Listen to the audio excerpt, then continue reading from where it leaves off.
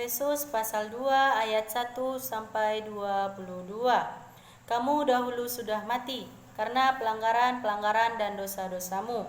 Kamu hidup di dalamnya karena kamu mengikuti jalan dunia ini, karena kamu mentaati penguasa kerajaan angkasa, yaitu roh yang sekarang sedang bekerja di antara orang-orang durhaka. Sebenarnya dahulu kami semua juga terhitung di antara mereka.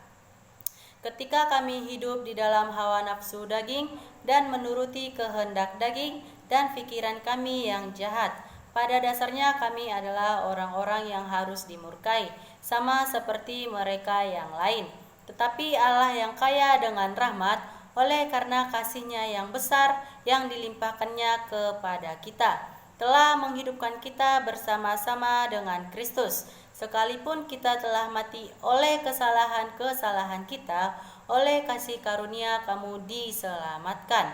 Dan dalam Kristus Yesus, Ia telah membangkitkan kita juga dan memberikan tempat bersama-sama dengan Dia di surga.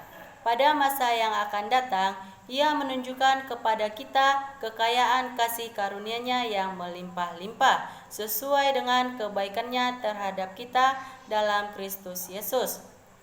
Sebab karena kasih karunia, kamu diselamatkan oleh iman. Itu bukan hasil usahamu, tetapi pemberian Allah. Itu bukan hasil pekerjaanmu. Jangan ada orang-orang yang memegahkan diri.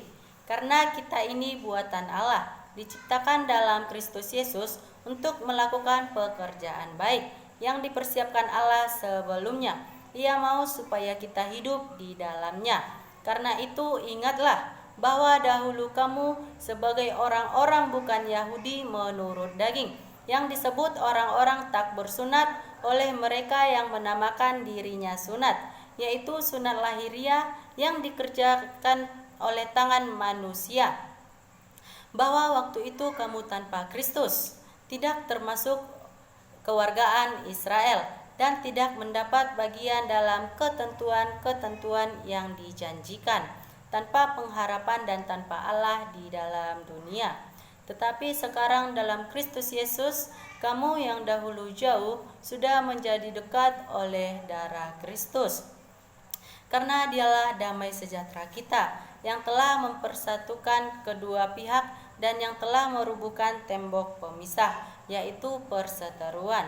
Sebab dengan matinya sebagai manusia, Ia telah membatalkan hukum Taurat dengan segala perintah dan ketentuannya, untuk menciptakan keduanya menjadi satu manusia baru di dalam dirinya, dan dengan itu mengadakan damai sejahtera, dan untuk memperdamaikan keduanya di dalam satu tubuh dengan Allah oleh salib, dengan melenyapkan perseteruan pada salib itu.